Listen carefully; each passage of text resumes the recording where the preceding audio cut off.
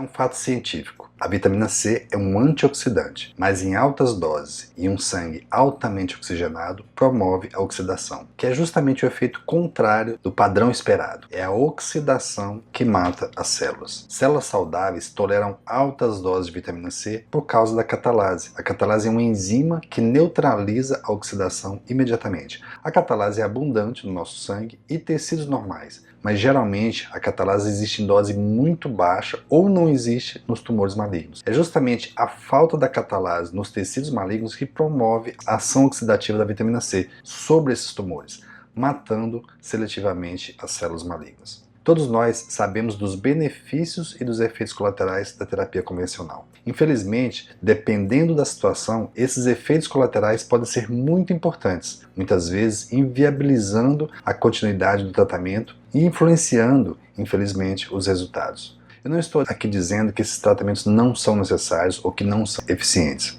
Estou simplesmente dizendo que, embora a quimioterapia, embora a radioterapia, embora a cirurgia sejam muito eficazes para matar alguns tipos de células malignas, essas terapias não são seletivas. Isso significa que também matam células saudáveis. É justamente este fato o responsável por boa parte dos efeitos colaterais das abordagens convencionais. Algumas das principais células que sofrem são as células do sistema imunológico. Por isso, os pacientes no tratamento da quimioterapia, por exemplo, existem queda de imunidade. E é por isso que nós, oncologistas, devemos avaliar cuidadosamente a possibilidade de dano às células normais, evitando agredir mais o paciente do que o tumor.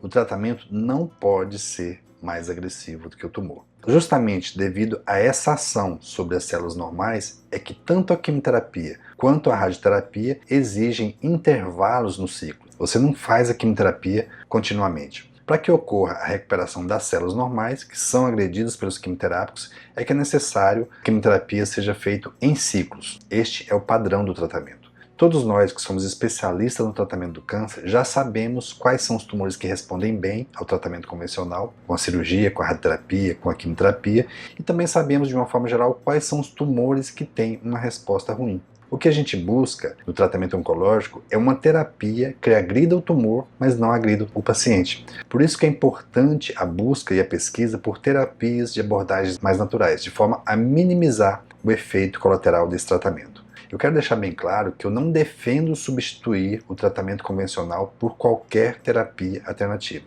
Isso tem que ficar muito bem claro. Infelizmente, existem muitos tratamentos chamados naturais que não têm nenhuma lógica e, principalmente, não tem nenhuma comprovação e nenhuma evidência científica de que realmente funciona.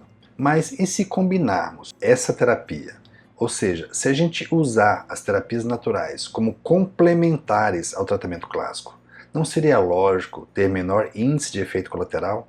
Não teríamos mais conforto para o paciente e, consequentemente, não teríamos melhores resultados? Quem pesquisa sobre isso e defende o uso de vitamina C em altas doses para abordagem do câncer, argumenta que esse é um dos maiores segredos do mundo oncológico. Eu não quero tratar como tal, não vejo como um grande segredo. Eu quero apenas que vocês conheçam que existe uma possibilidade de uma abordagem complementar ao tratamento e que, considerando várias publicações sobre o assunto, tem o seu valor e tem a sua lógica.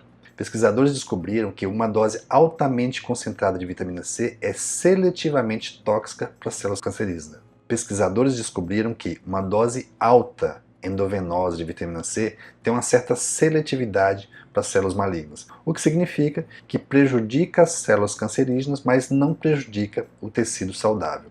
No entanto, quando esse tratamento foi acoplado à adição de uma catalase, que é uma enzima, o efeito sobre o tumor foi drasticamente reduzido. Isso levou aos pesquisadores acreditarem que a infusão de vitamina C em altas doses resultou na produção de grandes quantidades de peróxido de hidrogênio e que inicialmente causou um efeito de morte por câncer, que foi então neutralizado pela catalase. Isso sugere que as células malignas não produzem catalase suficiente para neutralizar altos níveis de peróxido de hidrogênio por conta própria. Sabemos agora que muitas células cancerosas produzem pequenas quantidades de catalase e que inativam baixas concentrações de peróxido de hidrogênio. Felizmente, como uma alta proporção de câncer é capaz de produzir pequenas quantidades de catalase, a vitamina C em altas doses, produzindo grande quantidade de peróxido de hidrogênio, tem uma ação e pode ser usada terapeuticamente contra células malignas. E como é que ocorre esse efeito? Uma alta dose, uma infusão muito rápida de vitamina C leva a uma reação com oxigênio molecular nos tumores, gerando grande quantidade de peróxido de hidrogênio. Este peróxido de hidrogênio é letal para as células tumorais que produzem apenas pequenas quantidades de catalase, que é a substância que protege as células normais. As pesquisas do NIH, o que seria o NIH? Seria o correspondente americano ao nosso Ministério da Saúde, provou que para atingir consistentemente a concentração de vitamina C suficiente para provocar oxidação, o paciente deve receber dezenas de gramas por via intravenosa. Isso significa que a administração via oral é inútil nesse sentido. Além disso, para que a terapia seja eficaz, ela deve ser administrada com um protocolo que inclua terapia com ozônio ou outra abordagem que leve a uma hiperoxigenação do sangue. Muitos relatos de casos publicados que mostram tratamentos endovenosos repetidos em altas doses resultam em regressão objetiva do tumor. Então isso mostrou, é tão convincente, que os ensaios clínicos do NIH estão formalmente avaliando a terapia intravenosa com vitamina C. É importante que isso fique bem claro. Existem pesquisas amparando o que eu estou dizendo. Isso não é pura fosforilação. Os estudos sugerem que os tratamentos múltiplos a intervalos regulares podem produzir melhores resultados antitumorais do que os tratamentos únicos e longos com altas doses de vitamina C. Isso também protege o rim para que não ocorra a saturação renal. O escalonamento desses intervalos, então, vai buscar criar uma janela terapêutica ideal. Teoricamente, altas doses de vitamina C não devem causar toxicidade ao tecido saudável, porque o corpo produz suficiente quantidade de catalase para neutralizar, de forma bastante eficiente, o peróxido de hidrogênio que é produzido. Mas tem uma pergunta que não quer calar. Por que essa terapia não funciona para todos os casos? Existem 3 variáveis que podem prejudicar a eficácia da terapia endovenosa em altas doses de vitamina C. Primeiro, e mais importante, é que alguns tumores produzem maiores quantidades de catalase, que neutraliza o efeito oxidante do peróxido de hidrogênio. A segunda causa de não funcionar em todos os casos é que, às vezes, não há catalisadores suficientes para promover a transferência necessária de elétrons. Ficou meio técnico, mas vocês vão entender o que significa isso. E a terceira causa é que, em algumas situações, no espaço extracelular não há oxigênio suficiente. Então, a presença de um sangue muito bem oxigenado é fundamental para que a vitamina C produza o peróxido de hidrogênio.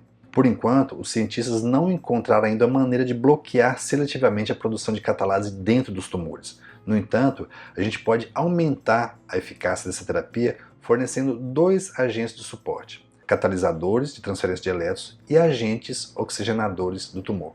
A capacidade de vitamina C de gerar peróxido de hidrogênio em tumores depende da presença desses catalisadores que podem transferir elétrons das moléculas de vitamina para o oxigênio, gerando um composto superóxido instável que rapidamente converte em peróxido de hidrogênio, e esse peróxido de hidrogênio tem a propriedade de matar tumor.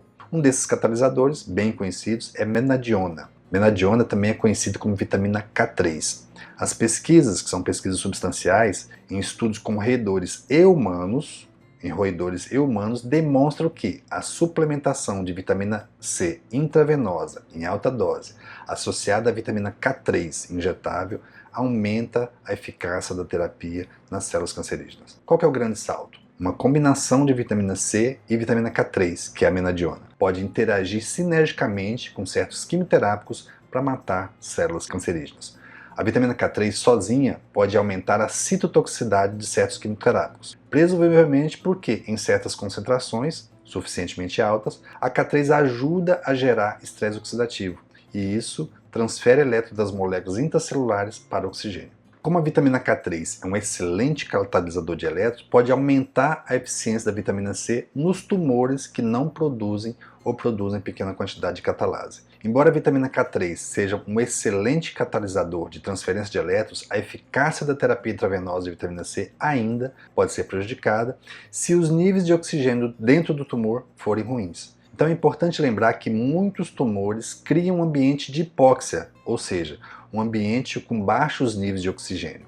Então, se não tivermos uma oxigenação adequada do sangue, essa terapia pode ser prejudicada. O que tenho visto nos trabalhos publicados sobre o assunto é que a comunidade de pesquisa está olhando seriamente para a ação da vitamina C em altas doses como um pró-fármaco, com o objetivo de liberar peróxido de hidrogênio e matar células malignas. Só uma última consideração.